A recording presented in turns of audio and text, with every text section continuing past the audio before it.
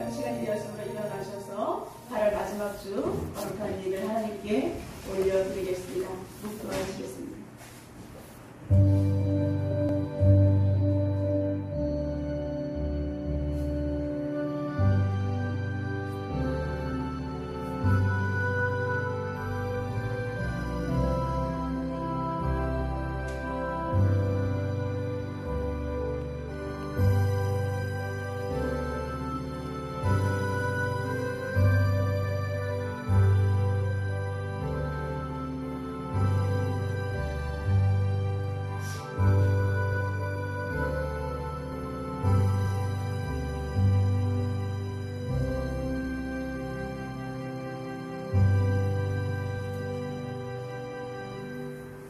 여호와는 나의 빛이요 나의 구원이시니 내가 누구를 두려워하리요.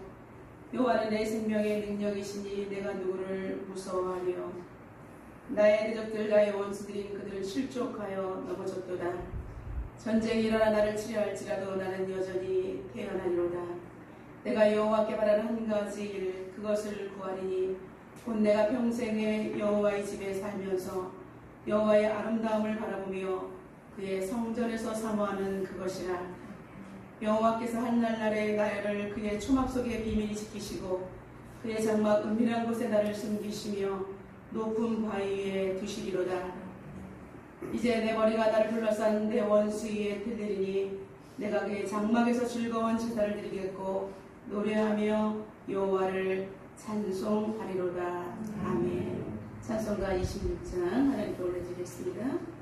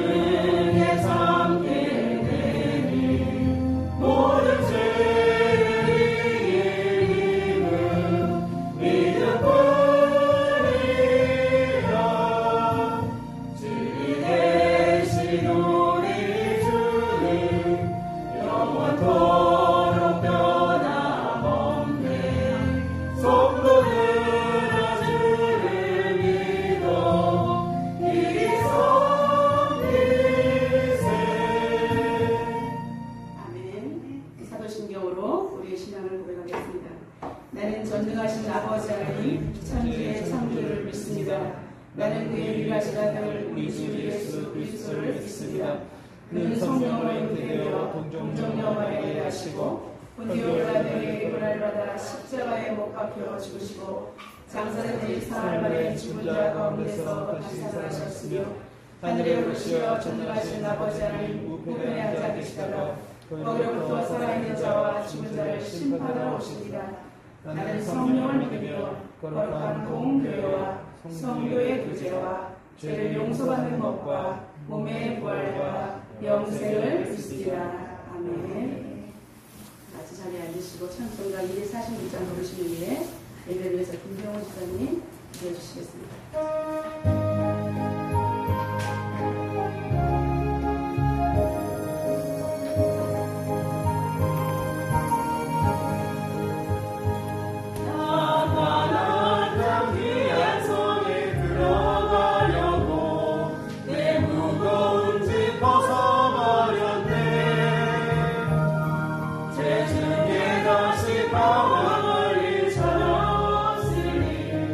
저 생명시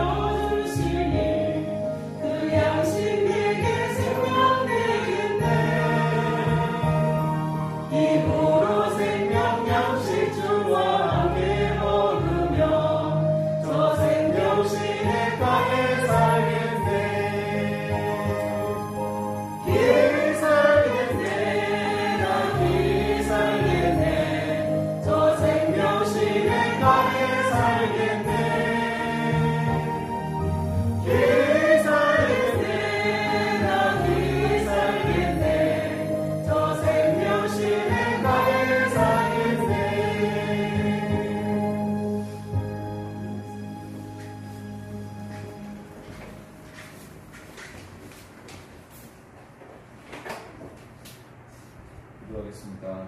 사랑과 공의의 하나님 아버지, 주님 사랑 가운데 있으면서도 아버지가 기뻐하는 일에 게을렀으며 이웃을 사랑하기보다 자신을 사랑하기에 급급한 죄인이었음을 보겠습니다.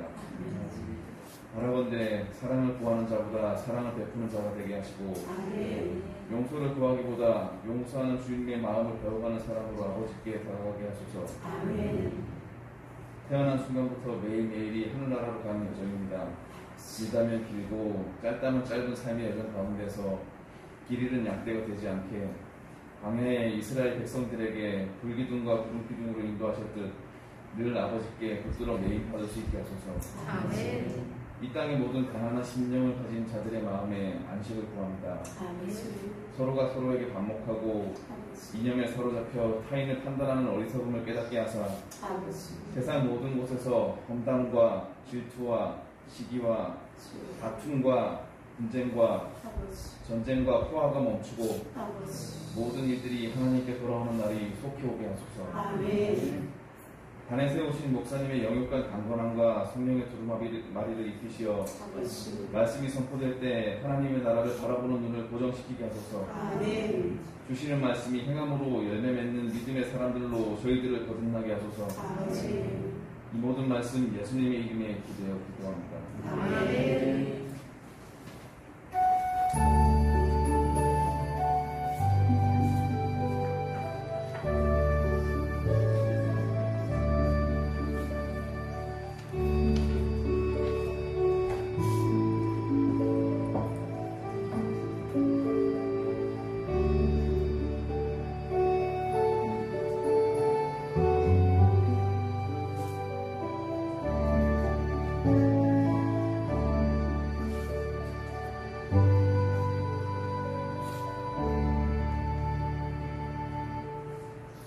하나님 말씀 보겠습니다. 하나님 말씀은 요한계시록 1장 9절부터 20절까지입니다.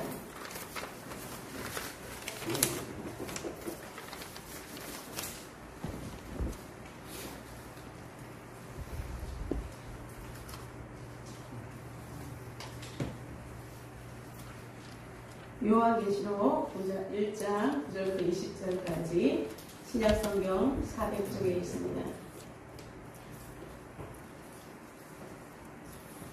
요한계시록 1장 9절부터 20절까지입니다. 신약 400쪽에 있습니다. 하나님 말씀 한 목소리로 선포하겠습니다. 나 요한은 형제여 예수의 환난과 나라와 참회에 동참하는 자라.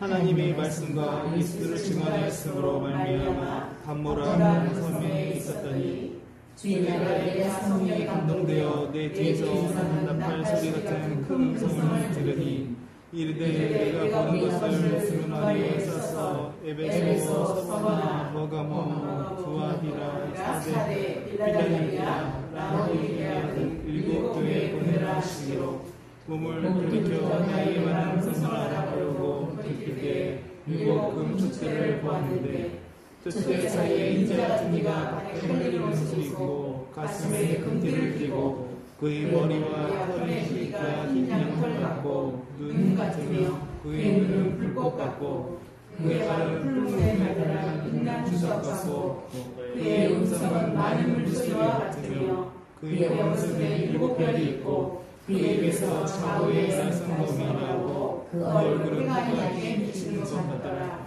내가 볼 내가 볼 때에 그의 발 앞에 엎드려져 존자같이 되니 그가 오른손을 내게 얹고 이르시되 두려워하지 말라. 나는 처음이요 마지막이니 곧 살아있는 자라. 내가 전에 죽었느라 울지어다. 이제 세세로 살아있어 사망과 문제의 열쇠를 가졌으니 그러므로 내가 본 것과 지금 있는 일과 장차할 일을 기록하라. 내가 본 것은 내 오른손의 7별의 비밀과 또 7 금촉대라. 7별은 7 교회의 사자요 7 촉대는 7 교회이다. 아멘. 할렐루야. 네, 거룩한 주일 예배 가운데 나오신 성도 여러분들을 따뜻이 환영합니다. 예일교회는 주님의 사랑이 묻어나는 교회입니다. 우리 성도 간에 인사 나누겠습니다. 주사님, 권사님, 정말 뵈니까 너무나 반갑습니다. 하나님을 본 것 같습니다. 라고 인사하시겠습니다. 주사님, 권사님, 성도님, 뵈니까 하나님을 뵌 것 같습니다. 할렐루야. 네, 이렇게 따뜻하게 인사하면서 주님의 사랑이 계속 흘러가기를 주님의 이름으로 축원합니다. 네. 아침에 눈을 뜨기가 겁나는 시대를 살고 있습니다. 장기화된 코로나 팬데믹 속에서 이제 많은 사람들이 지쳐가고 있습니다. 거기에 또 아프가니스탄의 정말 참상은 우리의 가슴을 너무나 아프게 하고 그 어린 생명들의 눈망울을 잊을 수가 없습니다. 정말로 마지막 때라는 것을 우리는 이제 실감하지 않을 수가 없습니다.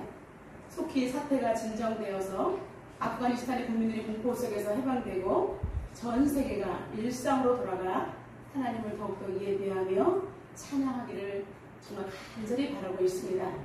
오늘은 알파와 오메가라는 제목으로 은혜를 나누겠습니다. 저는 한 주간 동안 항상 하나님 앞에 주일 말씀을 놓고 기도합니다. 하나님, 우리 성도들이 일주일 동안 세상에서 이 말씀을 듣고 살아가야 될 텐데 어떠한 말씀을 선포해야 될지 하나님 말씀 주시옵소서라고 일주일 동안 씨름합니다. 그러면 하나님께서 성령을 통해 강력하게 주십니다. 그래서 저는 그 말씀을 들고 기도하면서 씨름하면서 계속 말씀을 놓고 기도하면서 준비하여 여러분에게 선포합니다. 그리고 하나님 앞에 토요일날 저녁에 이렇게 기도합니다. 하나님, 먼저 내가 산제물이 되게 하여 주시옵소서. 내가 먼저 참된 예배자가 되지 않고는 성도들이 하나님 말씀을 받아 먹을 수가 없습니다. 마지막 때이기 때문에 사단이 우는 사자같이 삼키려고 하고 듣는 것을 해방합니다. 그리고 전하는 것을 해방합니다. 자신들의 생각에 사로잡히게 만드는 이때 가운데 우리가 오직 예배 이 한 시간만큼은 목숨을 걸게 하여 주옵소서라고 기도합니다. 저는 토요일날 저녁은 영적인 씨름이며 긴장의 줄로 믿습니다. 성도들이 오는 길 가운데 은혜를 쏟지 않도록 하나님 도와주시옵소서. 이 시간 받은 말씀을 통해서 일주일 동안 살아갈 때에 주님 계속해서 끊이지 않고 하늘의 신령한 만나를 내려주시고 그리고 주님께서 생수를 공급해달라고 기도하고 있습니다. 그래야 하나님께서 주신 말씀 기도할 때 하나님께서 지금 이 사태 가운데 하나님께서는 계시록의 말씀을 전하라고 말씀하셨습니다. 그래서 오늘 예수 그리스도께서 예수 그리스도의 계시라 이런 1장을 통해서 그리고 7교회 소아시아 7교회의 말씀을 통해서 오늘부터 포함하면 8주 동안 요한계시록에 있는 교회들을 통해서 지금 현대를 살아가고 있는 교회이나 또 우리가 섬기는 교회인 우리 예일교회와 한국교회 세계열방교회가 어떻게 하나님 앞에서 마지막을 살아내야 될지를 우리는 답을 얻는 2주간이 되기를 주님의 이름으로 축복합니다. 요한계시록의 저자는 사도 요한입니다. 요한은 다음과 같은 특징을 가지고 있습니다. 먼저 첫 번째로 예수님과 공생의 3년을 같이 한 제자입니다. 예수님은 12명의 제자들을 부르셨습니다. 고기 잡고 있는 제자를 부르시고 또 세간원인 제자를 부르시고 이런저런 다양한 제자들을 부르실 때에 예수님께서는 베드로와 안드레 형제를 부르셨습니다. 한 사람이 아니라 형제가 친형제가 예수님의 부르심을 받고 주의 일에 헌신하게 된 것입니다. 그리고 세베대의 아들 야고보와 요한이 바로 형제입니다. 그 요한이 바로 사도 요한일 것입니다. 그래서 예수님의 제자 12명 중에는 두 가정에서 예수님을 부르는 것이 마태복음 4장 18절부터 22절에 자세하게 이들을 어떻게 부르는지가 나와 있습니다. 이제 요한은 아버지와 세배대인 아버지와 형 야고보와 함께 배에서 그물을 떨어진 것을 깃고 있었어요. 그때 예수님께서 나를 따라오라 하셨을 때 모든 것을 뒤로 하고 예수님을 쫓았다라고 말씀하고 있습니다. 두 번째, 요한의 특징은 요한은 예수님의 핵심 제자였습니다.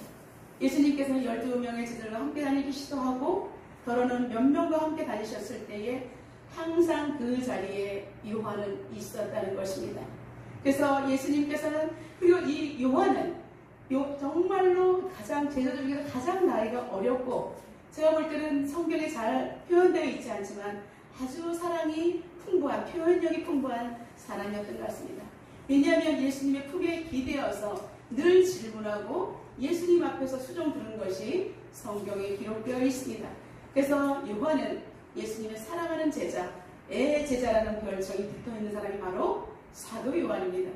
여러분, 요한계시록 무시무시한 걸 썼는데 어떻게 그 사랑하는 제자가 썼을까라고 사람들은 생각할 수도 있습니다. 그러나 여러분, 다음 세대도 그렇고 우리 모두가 지금 오늘 말씀을 통해서 사도 요한이 어떠한 사람이었는지를 정확하게 머리에 인지하시기를 바랍니다.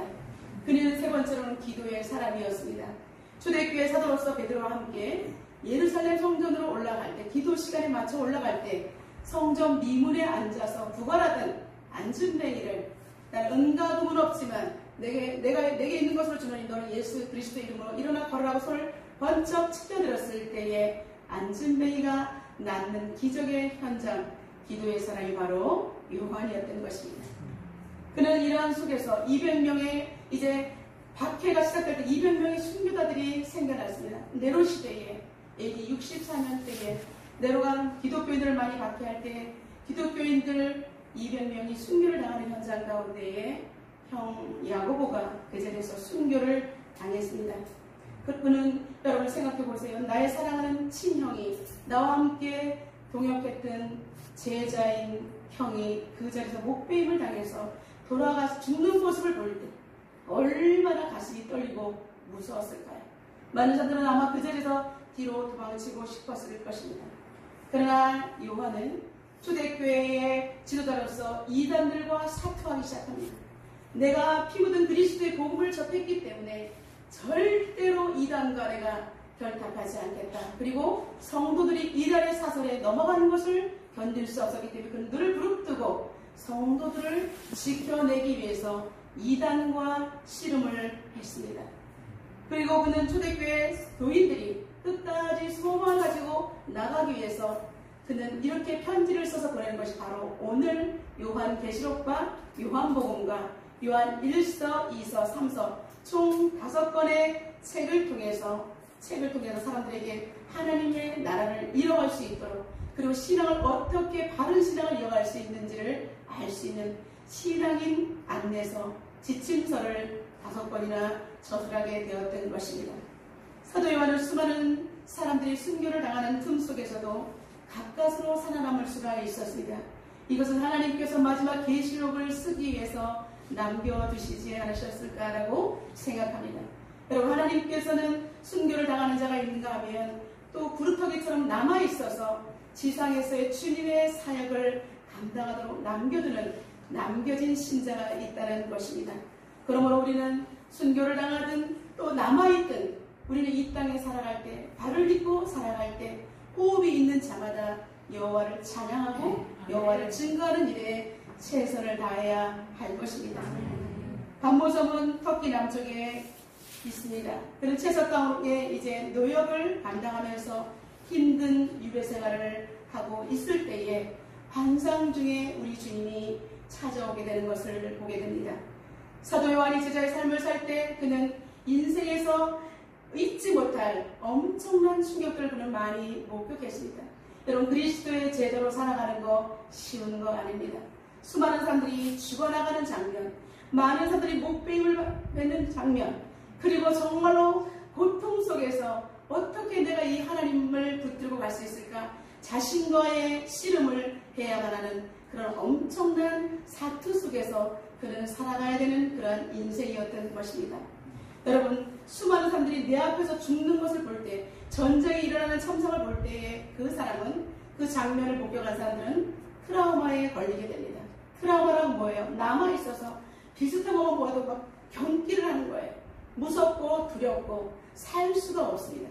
여러분, 전쟁 속에서 자라난 어린아이들은 트라우마, 전쟁의 트라우마, 그리고 전쟁에 참전했던 사람들은 정말로 무서워서 지금도 폭격이 터지는 것 같아서 조그만 큰 소리가 나면 막 길을 막고 가다가도 구렁텅이에 막 머리를 쳐박으면서 무서워서 오들오들 떨기도 하는 트라우마를 겪기도 합니다. 이렇게 사도 요한은 이렇게 보통 사람들 같으면 트라우마 때문에 정상적인 삶을 살 수가 없는 그런 환경 속에서도 그는 꿋꿋하게 제자의 삶을, 그리고 끝까지 정말 노인이 되어서도 주님의 일에 진력할 수 있었던 것은 그에게는 성령 하나님께서 살아계심을 분명히 믿는 정말 굳건한 믿음이 있었기 때문입니다. 그는 부활의 예수님을 만났기 때문에, 정말 우리가 육신을 입고 있는 이 땅은 잠시 나그네의 삶이기 때문에 영원한 천국을 바라보면서 지금 현재 당하는 고난을 그는 묵묵히 기도함으로 주님의 재림을 기다리면서 살아갈 수가 있었던 것입니다. 그는 이제 친형이 눈앞에서 목배임을 당하고 동역자들이 하나하나 죽어가는 것을 볼 때 그는 의연하고 담대함으로 오직 그의 생애를 주님께 드리고자 더욱더 결단할 수가 있었습니다. 그가 본 죽음의 현장은 첫 번째는 갈보리 언덕에 선 주님의 십자가였습니다. 사랑하는 예수님의 애제자였습니다. 예수님 품에서 늘 예수님 말씀을 듣고 하나님 말씀을 듣고 질문하던 그러한 제자였는데, 내가 그토록 사랑하던 예수님, 내가 그토록 사랑하던 선생님이 십자가에 못 박혀서 돌아가시는 그 모진 고통을 눈으로 바라보아야 되는 아픔을 갖고 있습니다. 그러나 그는 부활하신 예수님의 십자가를 바라보면서 살아나는 생명력을 얻었다는 놀라운 사실입니다. 여러분, 모든 세상 것은 죽으면 그 사람도 같이 죽지만, 그러나 우리 예수 그리스도를 믿는 우리는 죽음을 통해서 오히려 생명을 발견하는 놀라운 하나님의 은혜를 체험할 수가 있다는 사실입니다. 두 번째는 친형 야고보의 죽음입니다. 헤롯 아그리파 1세는 유대인들의 환심을 사기 위해서 기독교인들을 타켓으로 했습니다. 여러분, 역사적으로 봤을 때 항상 기독교인들은 정적인 희생물이고 경제적인 희생물이고 자신들의 환심을 사기 위해서 자신들의 명예를 드높이기 위해서 쓰이는 도구로 많이 쓰였습니다. 억울하고 분하고 고통스럽지만 그러나 이들은 천국에 갔을 때 의의 면류관을 얻게 될 것입니다. 이제 헤롯 아그리파 1세는 기독교를 전파하는 요한을 야고보를 칼로 죽였습니다. 그리고 나서 베드로를 옥에 가두는 그러한 정책을 펼쳤던 것입니다. 여러분, 야고보가 순교를 당하고 베드로는 옥에 갇혔을 때 많은 성도들이 베드로의 추록을 위해서 기도했던 것을 여러분 성경을 통해서 알 수가 있습니다. 그러나 그는 오히려 박해 속에서도 복음의 열정은 점점 높아갔다는 사실입니다. 세 번째, 그는 베드로의 죽음을 보았습니다. 예수님이 죽으신 지 30년이 지난 AD 64년 네로의 박해 속에서 이제 베드로는 거꾸로 순교를 당했습니다. 예수님께서 살아생전에 베드로와 요한이 있는 자리에서 예수님께서는 이렇게 말씀하셨습니다. 베드로에게 요한복음 21장 18절에 젊어서는 스스로 띠뛰고 내가 원하는 곳으로 다녔지만 늙어서는 내 팔을 벌리니 남이 내게 띠뛰우고 내가 원하지 않은 곳으로 데려가리라 라고 했던 말씀. 그때 요한이 질문을 했지만 예수님께서 대답을 확실하게 해주지 않으셨기 때문에 요한은 무슨 말인지 잘 몰랐습니다. 그러나 이제 베드로의 순교 현장 가운데 베드로가 거꾸로 죽임을 당하는 현장 가운데서도 의연하게 죽음을 보면서 요한은 예수님의 말씀이 이해가 되고 해석이 되었다는 놀라운 사실입니다. 여러분, 우리가 예수님을 믿는다는 거, 예수님께서 원하시는 것은 우리가 말씀이 해석되고 말씀이 무슨 뜻인지 이해하려고 안을 쓰고 그 말씀을 적용하려고 내가 삶 속에서 나의 말씀으로 붙드는 것이 바로 우리 주님이 원하신다는 사실입니다. 우리는 때로는 이해할 수 없어도, 내가 왜 이런 일이 일어나지라고 알 수 없어도 그 속에서는 하나님의 오묘한 진리와 우리에게 말씀하시는 영적인 메시지가 있다는 사실입니다. 사도 요한은 베드로의 그 참혹한 죽음, 거꾸로 이렇게 똑바로 매달리는 것도 아니고 거꾸로 매달리는 그 고통을 보면서 오히려 주님이 말씀하신 최후의 승리의 말씀을 기억하고 그는 그래 내가 끝까지 나도 죽음을 불사하리라 라고 그는 하나님의 말씀을 더욱더 붙들었던 사도가 되었던 것입니다. 네 번째는 복음 2세대의 고난을 보았습니다. 1세대는 예수님의 제자들이 12명입니다. 그러나 2세대들은 이제 그 속에서 탄생된 교회와 성도들입니다. 여러분, 소아시아의 7교회, 그 교회는 복음 2세대들입니다. 예수님의 제자들이 복음을 전한 교회들이 탄생한 것입니다. 그렇기 때문에 결국은 2세대들은 정말 복음 1세대가 복음을 전하는 다음 세대인 2세대가 된 것입니다. 여러분, 그러므로 한 사람이 복음에 깨어나서 다른 영혼들에게 복음을 증거해서 다음 세대를 길러낸다는 것 하나님의 귀한 뜻이고 소중한 일인 줄로 믿습니다. 그렇게 해서 우리 예일교는 다음 세대를 아주 소중하게 생각하고 있습니다. 정말로 다음 세대가 영적으로 깨어있어서 하나님을 발견하고 이들이 정말로 건강한 어른으로 잘 자라서 하나님 나라에 정말 기둥이 되고 핵심 인물이 되어서 주님의 나라에 핵을 그을 수 있는 믿음의 인자가 되게 달라고 그렇게 기도하고 있습니다. 우리 예일교회 다음 세대 예수님의 이름으로 선포하오니 그대로 될지어다. 예. 다섯 번째는 반모섬에서 예수님을 제했습니다. 반모섬은 터키의 끝자락에 속해 있지만 그리스도의 영토입니다. 요한이 활동할 때는 도미티안 황제가 주기를 했습니다. 로마의 여러 황제들은 정말 죽으면 신으로 추대되었었는데 도미티안 황제는 나가 살아있을 때도 나를 신으로 섬기라. 그래서 강력하게 황제 숭배수당이 가장 전국적으로 판만할 때에 사도 요한이 활동을 하게 되었습니다.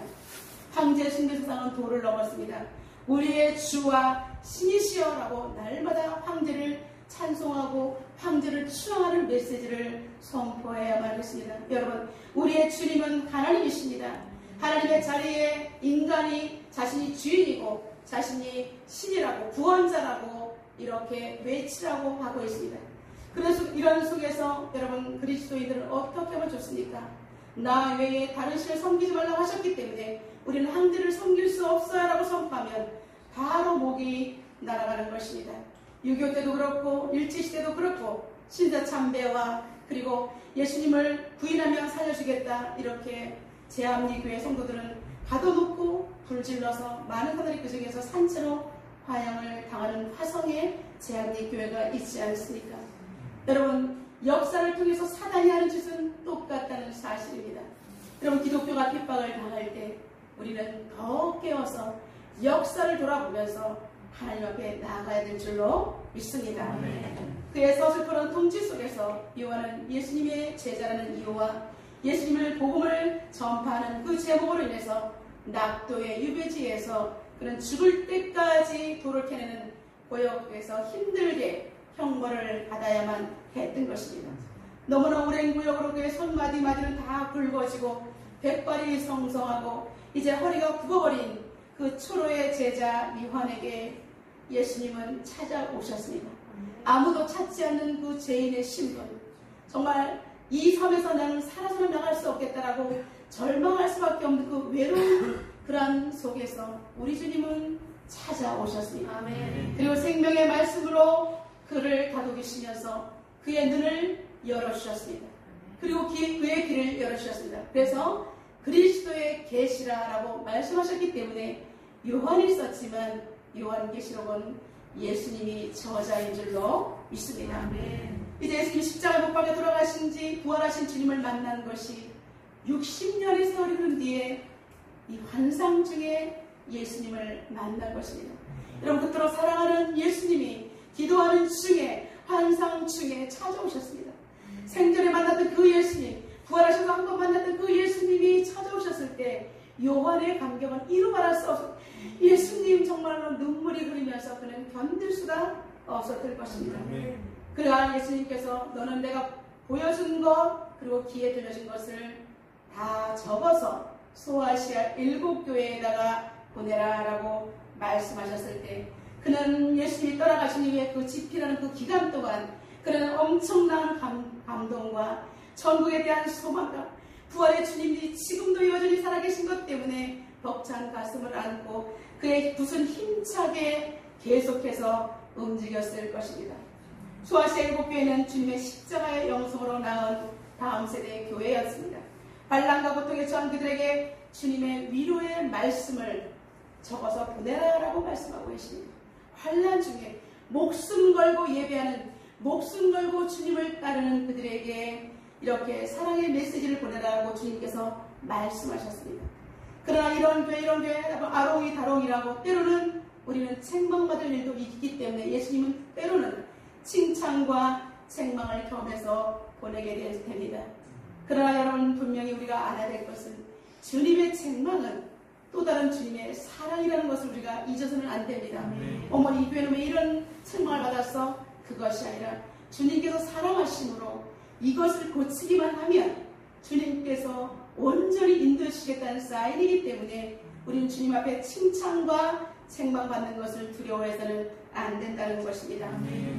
로마 통치 박해 속에서 세워진 교회를 우리 주님은 계속해서 요한을 통해서 격려하고 이제 세상의 왕들과 영원히 살아계신 하나님의 그 정말 여호와의 신도의 싸움에서 우리가 끝까지 예수 그리스도를 붙들으라고 말씀하고 있는 것입니다.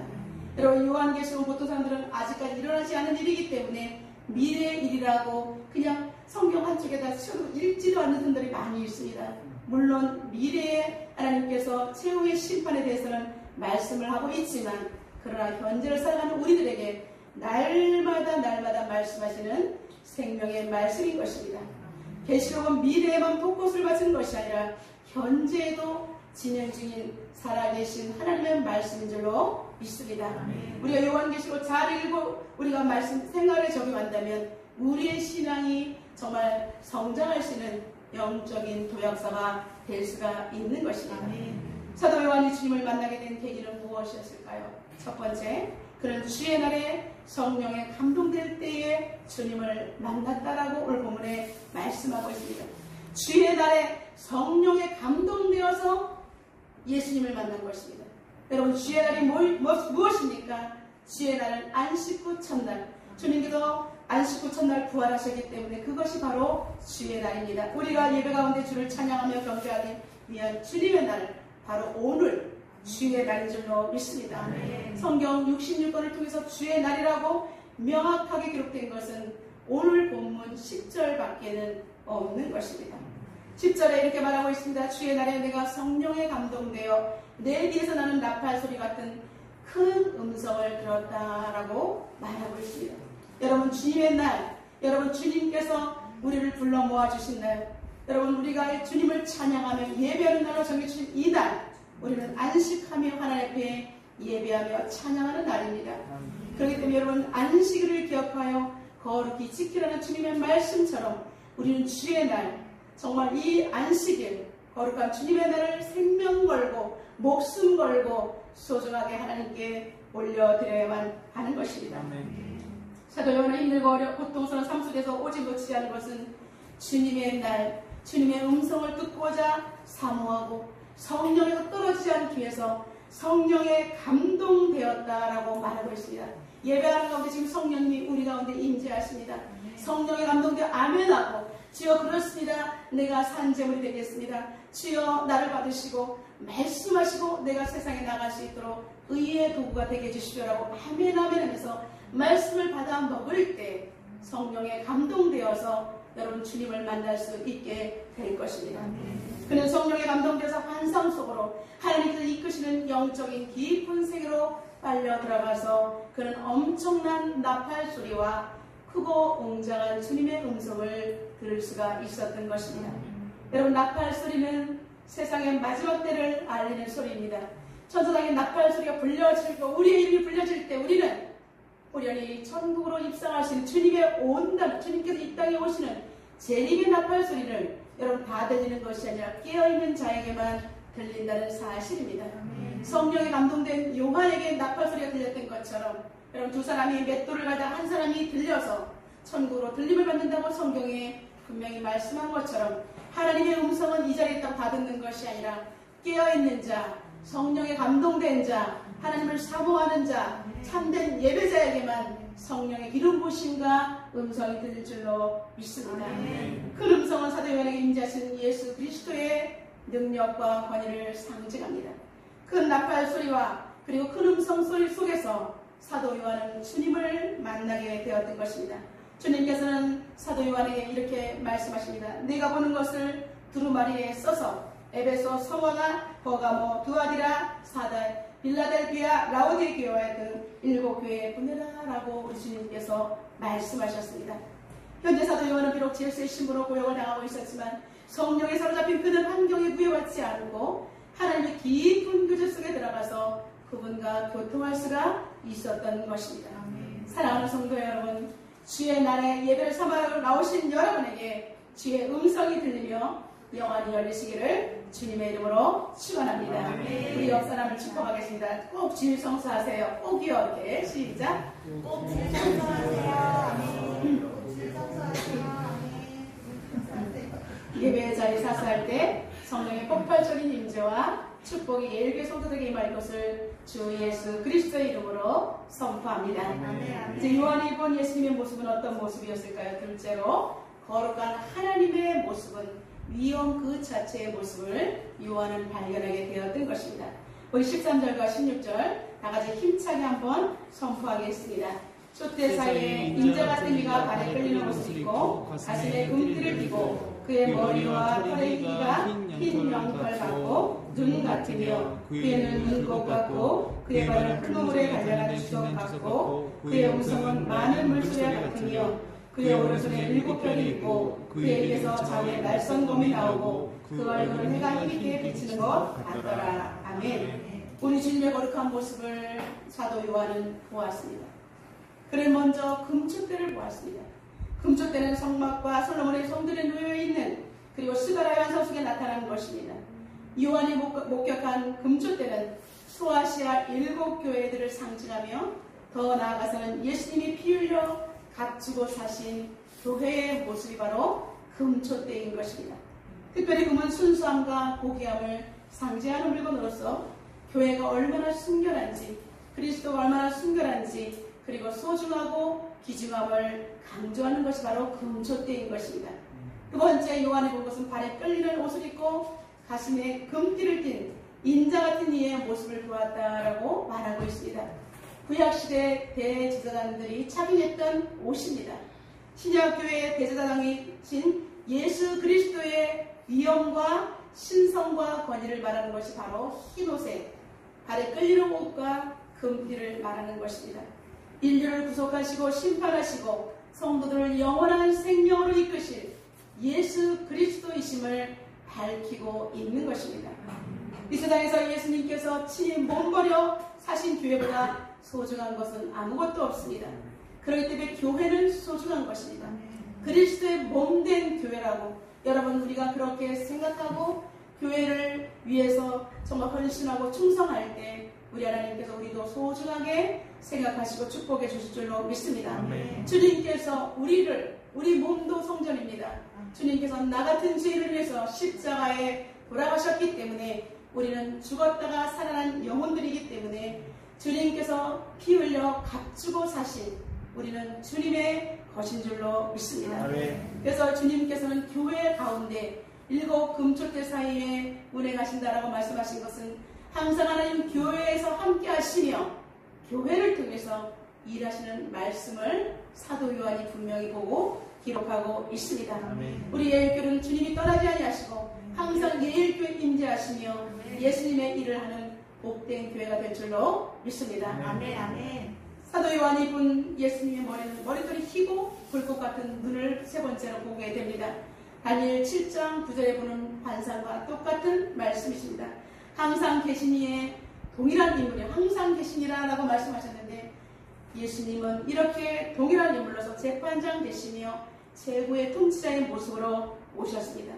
고대부터 흰머리는 존경의 대상이십니다. 불꽃 같은 눈은 예수 그리스도의 지혜와 그리고 예민한 통찰력을 가지신 전지전능하신 예수님의 눈을 의미합니다. 달을 보았습니다. 발은 빛난 주석과 같다라고 말하고 있습니다. 에스겔과 다니엘의 환상에 나오는 빛나는 금속강체는 영광 속에 출현하시는 하나님의 모습을 재현하는 것입니다. 그리고 다섯 번째는 7별을 가진 분의 해같이 빛나는 모습을 보았다라고 말하고 있습니다. 오른손은 정의와 권능의 7별을 가지고, 그리고 이제 음성은 부드러우면서 힘있는 많은 물소리와 같은 권위 있는 말씀, 입에서는 좌우의 날선 검이 나왔습니다. 날선 이 말씀을 통해서 악한 사단을 다 제거하시고 심판하시고, 그리고 온전한 우리 백성들에게는 하나님의 구원을 말씀하신 것이 좌우의 날선 검이십니다. 그리고 강력하게 해가 힘있게 비치는 것 같은 성광이 있는 그 얼굴, 그것은 영원하신 주님의 승리를 의미하고 있는 것입니다. 이러한 모습을 본 사도 요한은 어떻게 됐을까요? 그는 엎드려 죽은 자같이 되었다라고 말하고 있습니다. 그 엎드려 죽은 자 가운데 있는 그에게 세 번째로 우리 주님은 찾아오셔서 그에게 오른손을 얹어 주시는 것입니다. 엄청난 위험 있는 모습에 압도되어 죽은 자같이 엎드려진 그에게 주님의 따뜻한 손이 얹어지는 순간 그에게는 평안이 몰려오고 너무나 하나님 한량없이 기쁨이 폭발되었던 것입니다. 여러분, 주님을 독배하면 죽은 자같이 엎드러지지만 그 속에서는 평강이 한없이 흘러넘친다는 사실입니다. 이것이 우리는 죄인이기 때문에 이렇게 할 수밖에 없는 모습이지만, 그러나 우리에게는 기쁨이 폭발되는 순간인 것입니다. 17절과 18절에 이렇게 말하고 있습니다. 내가 볼 때에 내가 그의 발 앞에 엎드려져 죽은 자같이 되매 그의 오른손을 내게 얹고 이르시되 두려워하지 말라. 나는 처음이요 마지막이니 곧 살아있는 자라. 아멘. 내가 전에 죽었었노라. 볼지어다 세세토록 살아있어 사망과 음부의 열쇠를 가졌다라고 우리 주님께서 말씀하고 있습니다. 아멘. 사도 요한의 인생은 불복진 인생이며 파란만장한 그의 인생, 눈물 없이는 들을 수 없는 그의 인생 가운데 주님의 손이 얹어지는 그 순간 모든 시름과 고통이 날아가게 되었습니다. 그는 두려워하지 말라. 내가 죽지 않고 지금도 살아있다. 로마의 박해를 두려워하지 말라. 내가 살아있어 마지막 이들을 다 처단하겠다는 하나님의 생명의 말씀을 듣고 그는 더욱더 하나님 앞에 힘을 얻고 나아갈 수가 있었던 것입니다. 내가 음부의 열쇠를 가지고 있다. 여러분, 죽음에 그들을 다 넘겨버리시겠다라고 말하고 있습니다. 지옥의 열쇠, 천국의 열쇠, 우리 주님 손에 있다는 것입니다. 아멘. 사람이 살고 죽는 것이 예수 그리스도 하나님의 능력 안에 있음을 말씀하고 있는 것입니다. 우리 누군가 힘들 때 나의 등을 토닥이며 이루어질 때에 그 사람 다시 살아갈 수 있는 것처럼 우리 주님의 이루하심은 우리의 인생을 송두리째 바꿔놓는 위력이 있습니다. 아멘. 오늘 말씀을 통해서 여러분 인생이 달라지시기를 주님의 이름으로 축원합니다. 아멘. 제발 달라지시기를 주님의 이름으로 축원합니다. 이 시간 졸다가 적당히 떼어가는 것이 아니라 생명의 말씀 붙들고 내가 정말 이제는 반경만 하고 있지 않고 오직 주님만 믿고 음부의 열쇠를 가지신 분, 전국의 열쇠를 가지신 분을 끝까지 붙들고 따라가겠다라고 결단하시기를 바랍니다. 주님은 계속 말씀하십니다. 나는 알파와 오메가라. 이제도 있었고 전에도 있었고 장차 올 자요 전능한 자라라고 말씀하고 있습니다. 아멘. 여러분, 우리가 처음과 끝을 한다면 두려워할 거 없는 것입니다. 처음은 인류의 창조주신 하나님께서 말씀으로 천지를 창조하셨고 끝은 마지막 재림주여 심판주로 오시기 때문에 중간에서 살아가고 있는 우리들은 두려워할 것이 없다는 것입니다. 아멘. 처음과 마지막이 다 보장된 우리의 인생, 여러분 힘있게 주님 말씀 붙들고 도약하시기를 주님의 이름으로 선포하고 있습니다. 아멘. 여러분의 인생은 오늘 붙드시는 말씀 알파와 오메가 끝까지 이 거룩한 단어, 강력한 단어를 붙들고 선포하며 날마다 기도하시기를 주님의 이름으로 축원합니다. 아멘. 이제 완성중에 나타나신 주님은 사도 요한에게 중요한 미션을 주셨습니다. 7교회와 7교회의 사자들에게 보내는 편지를 써서 보내라라고 말씀하고 있습니다. 여러분, 이 말씀은 동일하게 우리도 레마의 말씀으로 받습니다. 우리는 주님의 제자입니다. 우리는 주님의 애제자입니다. 우리는 깨어있는 주님의 제자이기 때문에 오늘 이 말씀을 받고 우리는 세상으로 파송되어서 말씀대로 살아내야 하는 것입니다. 지금 전 세계 여러 가지 어려운 사태, 정말 전쟁이 있고 전염병이 있고 온역이 있는 이런 가운데 여러분 힘 있는 미국이 이 모든 것을 해결할 수 없습니다. 우리나라의 대통령이 해결할 수 없습니다. 여러분 오직 사망과 저주, 생명과 저주 모든 것을 주관하시는 생사복을 주관하시는 살아계신 하나님 앞에 모든 것이 달려있기 때문에 우리는 현재의 고난은 하나님께 기도함으로 나아가는 것밖에는 없는 것입니다. 여러분 하나님께서는 천국의 열쇠를 주시고 음부의 열쇠를 통해서 우리에게 보여주실 때 우리는 기도의 열쇠로 하나님께 나아가야 하는 것입니다. 지금 전 세계는 영적 전쟁에 돌입되어 있습니다. 사단은 교회를 헐려고 하고 하나님은 교회를 통해서 일하시려고 하는 두 영적인 씨름이 지금 지속되고 있는 가운데 있는 것입니다. 여러분 우리는 어디를 따라야 할까요? 오직 기도함으로 하나님께서 원하시는 최후의 승리를 따라가도록 우리는 기도로 돌파해야 하는 것입니다. 주님의 몸된 교회와 세상 사람들에게 우리는 전달하는 미션을 잘 수행해야 합니다. 여러분 눈을 뜨면 보입니다. 전할 사람이 보입니다. 눈을 뜨면 양육할 대상이 보입니다. 여러분 이제 오늘부터 우리가 내가 먼저 깨어나고 가정과 가문을 깨어내시기를 주님의 이름으로 축원합니다. 내가 먼저 깨어나야 나의 남편, 나의 아내, 우리의 가문들을 깨어낼 수가 있습니다. 그래야지 하는 같이 그들과 함께 기도의 동역함으로 주변도 살려낼 수가 있습니다. 이제 이 어린 말씀을 읽는 자와 듣는 자와 그 가운데 거룩한 것을 지키는 자는 복이 있나니 때가 가까움이라고 계시록 1장 3절에 분명히 말씀하고 있습니다. 이 말씀을 읽는 자, 듣는 자, 지켜 행하는 자가 복이 있는 것입니다. 그럴 때 우리는 전달해야 됩니다. 전달해야 그들이 들을 수가 있습니다. 그들이 지킬 수가 있습니다. 거룩한 미션 우리는 수행해야 하는 삶을 살아내야 하는 것입니다. 항상 내 손에는 전도지와 그리고 입에는 복음의 메시지와 주보가 떨어지지 않도록 휴대하면서 전달하며 우리는 복음을 전합시다. 두 번째, 내 주변의 믿음의 지체들에게 영향력을 주시기 바랍니다. 내 삶으로 제발 영향력을 주는 삶으로 살아내기를 바랍니다. 언의 심사가 열매가 맺는 그리스도의 향기나는 삶으로 우리 자신 난 이 부분이 부족해요 하면 그 부족한 부분을 기도함으로 정말 뼈를 깎는 아픔으로 나의 모자란 부분들을 우리는 주님 안에서 말씀으로 승화시켜서 우리는 열매 맺는 행동으로 행동하는 그리스도인이 되어야 하는 것입니다. 그래서 나의 기도하는 모습을 통해서 영향을 미쳐서 또 다른 사람 기도하는 사람을 교회로 이끌어내고 내가 전도하는 모습을 통해서 교회 안에 앉게 하고 말씀을 듣게 하고 이렇게 영향력이 있는 그래서 교회가 마지막에 구원의 보루가 될 수 있도록 우리는 해야 합니다. 마지막으로는 이제 교회와 목회자는 합심하여 나라 민족 열방과 이정자들을 위해서 전 세계 열방을 품고 다시 한번 회개의 영이 전 세계를 강타하도록 우리는 기도합시다. 그래서 낙심자들과 탕자들을 다시 살려냅시다. 그래서 지역 복음화, 민족 복음화, 세계 복음화를 날마다 실하며 행동하는 예일공통체가 되기를 주님의 이름으로 축원합니다. 우리 오늘 주신 말씀 붙들고 하나님 앞에 기도하며 나가도록 하겠습니다. 주님께서는 오늘 소아시아 7교회에게 말씀을 전하라는 미션을 허락하셨습니다. 주의 성령에 감동되어 받은 메시지 우리도 세상 가운데 온전히 전달하고 세상 사람들에게 온전히 그들을 주께로 인도하는 복의 통로가 되게 달라고 통성을 하나님께 기도하겠습니다.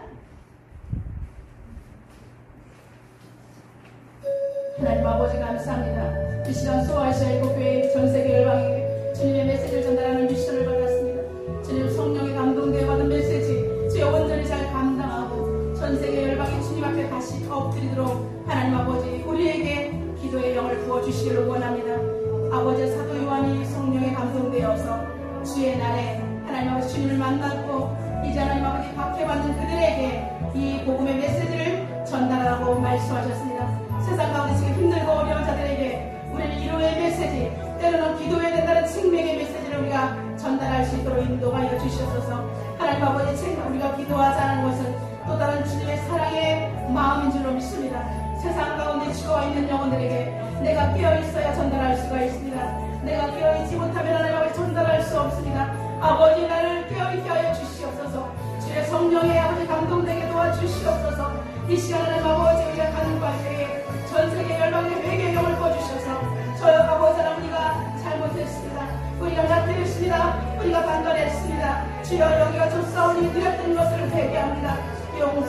주시옵소서. 아프가니스탄의 참상과 고통을 보시고 주여 일하시옵소서. 다시 한번 교회가 일어나게 하여 주시옵소서. 코로나의 팬데믹 속에 고통당하는 아버지여 소상공인들과 주의 백성들을 위로하여 주시옵소서. 하나님 해결방안을 주시고 지혜와 능력을 부어주시옵소서. 요소요소에 하나님께서 교통정리를 주시옵소서. 하나님 그래서 성도들이 예배하는 교와 같은 종교인이 아니라 정말로 믿음을 가진 복음으로 거듭난 그리스도인이 되게 도와주시옵소서. 순교의 현장에서 오히려 트라우마에 시달리는 것이 아니라 오히려 복음의 증이 되는 것처럼 우리가 그렇게 다음 세상을 위해서 눈물로 기도하며 세워날 수 있도록 주님 도와주시옵소서. 주여 치료하여 주시옵소서. 살아계신 하나님, 우리가 잘못했습니다. 먼저 믿는 자들이 깨어있지 못했고 여기가 좁사오니 세상을 누렸던 것을 회개합니다. 하나님 아버지 주님께서는 복음의 증인이 되라고 하셨는데 우리는 복음의 증인이 되기커녕 세상과 짝하게 살았던 나날이 훨씬 많습니다. 이제 하나님께서는 코로나의 팬데믹 속에서 우리를 일깨우셨지만 우리가 여전히 너무나 과거에 집착하며 놀았던 기억이 너무나 흥미로워서 가감하게 버릴 수가 없어서 여전히 낀 종교인의 불간 삶을 너무나 많이 살았습니다. 많은 교회들이 있지만 건물만 덩그러니 있는 교회로 전락하고 말았습니다. 하나님 주님께서는 몸된 교회를 피 흘려 값주고 서셨다고 하셨는데 우리가 건물에 치료했던 것이 있다면 용서하시고 먼저 하나님 우리가 몸된 교회를 살려내는 개인 복음화가 먼저 일어날 수 있도록 역사하여 주시옵소서. 주의 날에 성령에 감동되었을 때에 주님께서는 소아시아 7교회에게 전달하는 메시지를 부여받을 수가 있었습니다. 하나님 우리가 깨어있을 때 주님의 음성을 들을 수 있으며 주님의 말씀대로 살아갈 수 있는 능력을 부여받게 됩니다. 하나님 아버지 우리가 생명을 주의를 지키게 도와주시고 기도의 자리, 말씀의 자리, 복음 전달하는 자리에 나태하고 게을리지 않도록 하나님께서 함께하여 주시옵소서. 예수님의 이름으로 기도드리옵나이다. 지금 찬송 부르며 하나님께 귀한 예물 올려드리겠습니다.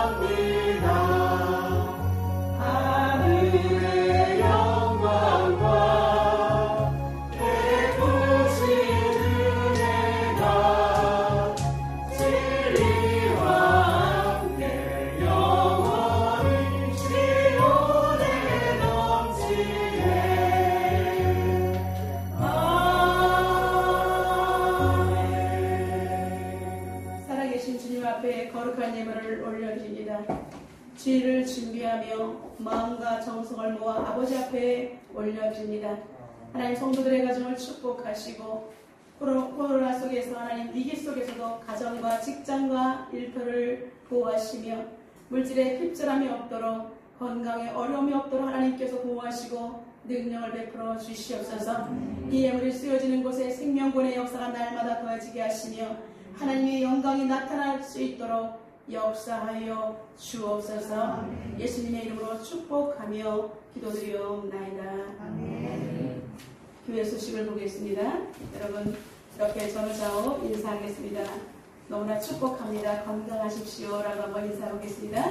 축복합니다. 오늘 건강하시고 하시는 일들이 잘 되시길 주님의 이름으로 선포합니다. 예일교회 성도들은 다 잘 될 것입니다. 여러분이 입으로 선포하는 모든 것 그대로 하나님께서 이루어주실 줄로 믿습니다. 주중 릴레이 비상기도에 기도 동참해 주시고 9월 특세가 9월 6일 있습니다. 새벽 5시간에 있고 참고해 주시고 9월 달 생일이 있는데 우리 김옥성돈이 9월 3일인데 오늘이 마지막 주일이어서 중간에 생일이 걸리게 됐습니다. 그래서 우리 김옥성돈이 미리 9월 3일인 오늘 축복하는 시간을 갖도록 하겠습니다. 축복이니까 우리가 마음을 담아 교회에서 드리는 케이크를 전달하도록 하겠습니다. 축하드립니다.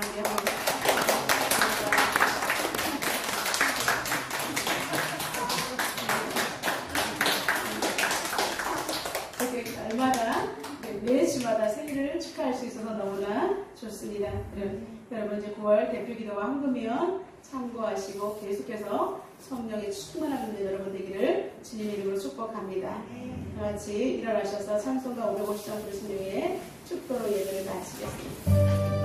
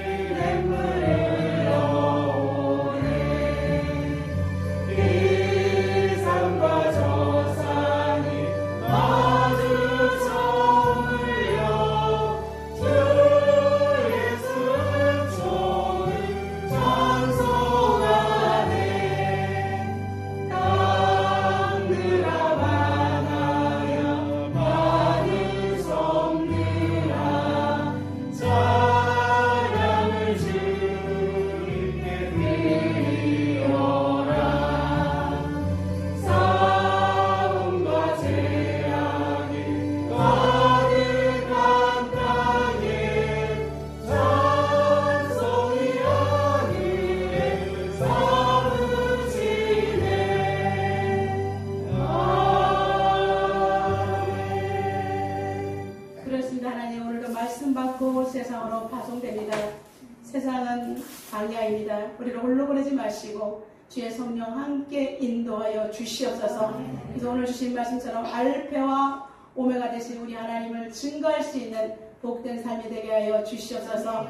하나님 9월 3일 생일을 맞는 김옥성도를 축복하여 주시고 평생에 여호와를 경외하며 강건하게 하시고 기도에 능력이 나타날 수 있는 복된 성도가 되게 하시며 오늘 자리에 나오는 김정희 성도님 하나님 허리를 만져주셔서 깨끗이 치유되고 회복되게 도와주시고 코로나 때문에 나오지 못하는 성도들의 가정에도 하나님의 은총과 사랑이 가득할 수 있도록 인도하여 주시옵소서.